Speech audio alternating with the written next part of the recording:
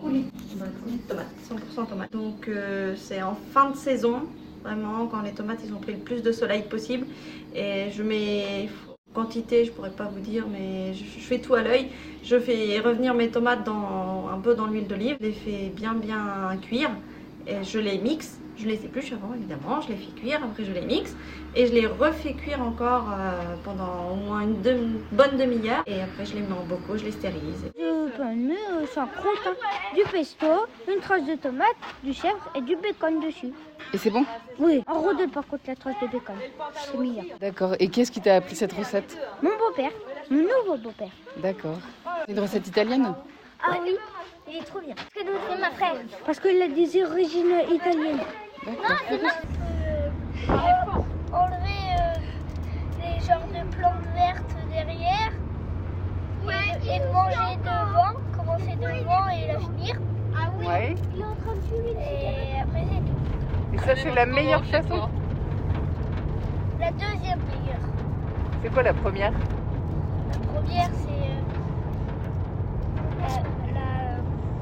la gobée. Non mais c'est pas Gobée à fraise? Ouais. Ça donne le goût d'un coup. Ça donne le goût. Quand tu la gobes, ça donne le goût. Tu peux même pas t'en séparer.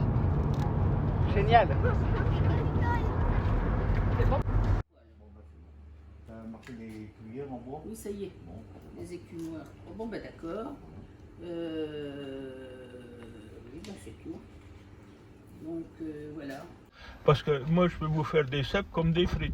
Et dans les bocaux, les cèpes, vous les... Comment vous comme faisiez? Comme ça, je les mettais comme Ils ça. étaient frais?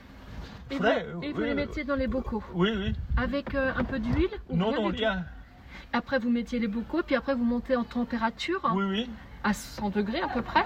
Oui, oui. D'accord. Et ça suffisait pour les conserver? Ah oui, ah oui. Oui. Du coup, ils étaient un peu cuits quand vous les aviez après? Non, mais il était pas Croquant. mou, hein. Ouais. Il était bien. Ils étaient bien. Combien à travailler sur l'exploitation? On est deux. Deux? Moi, mon salarié, après j'embauche des saisonniers. Ah oui. Du coup, ça peut Moi, monter j'ai jusqu'à... mon père qui est auto-entrepreneur, donc de temps en temps, il nous donne un coup de main, comme là, les asperges.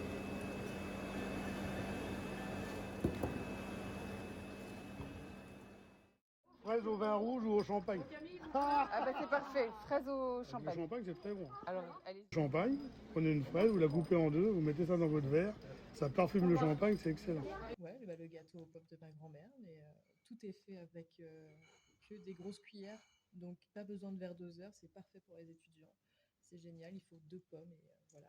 Cuillère de farine, 6 grosses d'huile, 6 grosses de lait, je crois. Il faut 2 œufs ou 3 et 2 pommes et un sachet de levure, un sachet de vanille. Et il faut tout mélanger. Les Espagnols, quand ils font la paella, on mange des sardines en entrée, la paella et des côtelettes de mouton. Alors, le dernier coup, un des dernières fois que j'y étais, il y avait 70 kilos de sardines et 2 moutons et demi. Ah oui, nous, 70 kilos de sardines.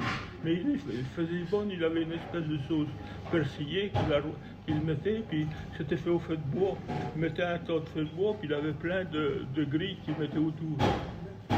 Et c'était bon les sardines, pas des grosses, des petites. Elle était entière. Ah oui, d'accord. Oui, ben, il n'y a pas grand-chose dans les sardines.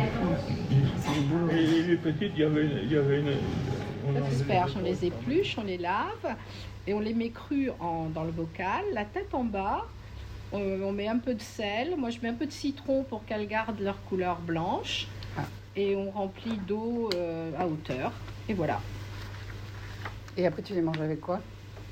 Quand je les mange, Vinaigrette vinaigrette ou crème ou sauce mousseline. Voilà. Là, il y en a un au four, c'est un rôti de sanglier. Bon, on chasse beaucoup, donc nous, c'est notre viande. Hein. Donc, cuit au four, basse température, 120, 125 degrés. Et après, un petit mélange de miel et de sauce soja, badigeonnée en fin de cuisson. Et puis, un petit coup de température à 160, 170 pour caraméliser ça. Ouais. Normalement, je fais une sauce crème fraîche avec 6 boulettes de lait, du vinaigre balsamique. Et elle m'a dit, tu rajoutes un peu de sauce soja et ça fait une petite différence. Donc ça fait le sel de la crème. Alors j'ai pas goûté, mais on va essayer de goûter. Avec les asperges? Ouais. Je pense que ça peut être bon.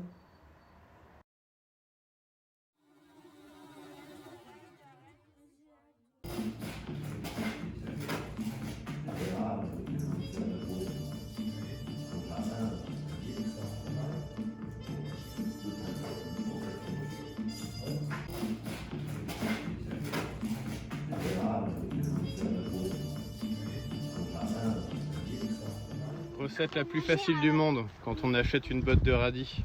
On coupe les fanes en deux, on prend une pomme de terre, on la coupe très fin, on met tout ça à bouillir, ça prend 5 minutes, on mixe et on a la meilleure soupe du monde. Soupe de fanes de radis.